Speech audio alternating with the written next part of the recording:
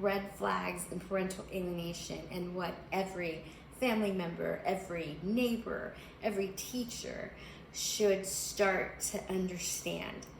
So when parents get divorced, we assume that, of course, they're not going to get along. So we've been kind of accepting this behavior, when in reality, this behavior has actually been abusive, criminal. It's parental alienation, and this is what it looks like.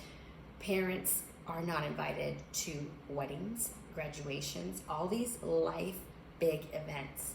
When you don't see a parent there, like a mother or a father, but you see maybe a dad and a stepmom, or a mom and her new spouse, something has happened. And when the child is a teenager and doesn't want a parent there, there's a specific reason why.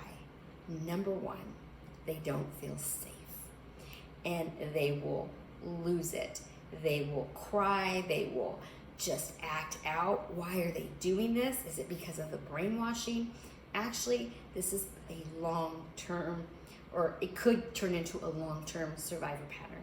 Why? Because we are accustomed to how we tend to fight or flight. And when we can't run away from a situation, we are gonna fight.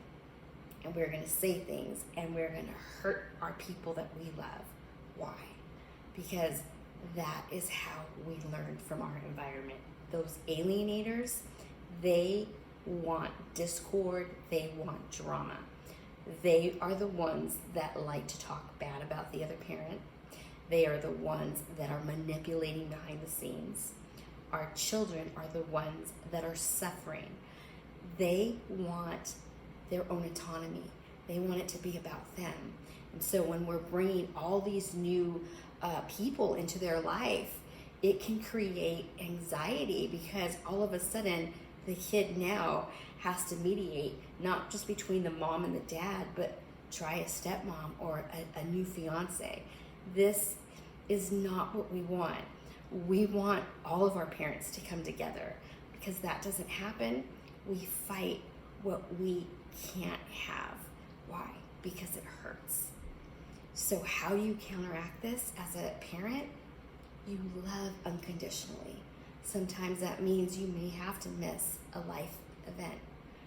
But if you're teaching your kid what loving unconditionally is, then that's a win. So you have to think long-term about this. I know that that's not the best news to hear, but I'm just telling you, as a child, a former child who has been alienated, I did the same thing. And it continues if you don't stop it. This continued not from my high school graduation, this continued all the way into my son's graduation. The funny thing was, once he got to college, he said, "Mom, I am not walking down that aisle. I am not doing that parade. I want my diploma and I'm out." I had to respect that. Did I want to see it? Yeah, of course. That's just a parent, but it's not about me.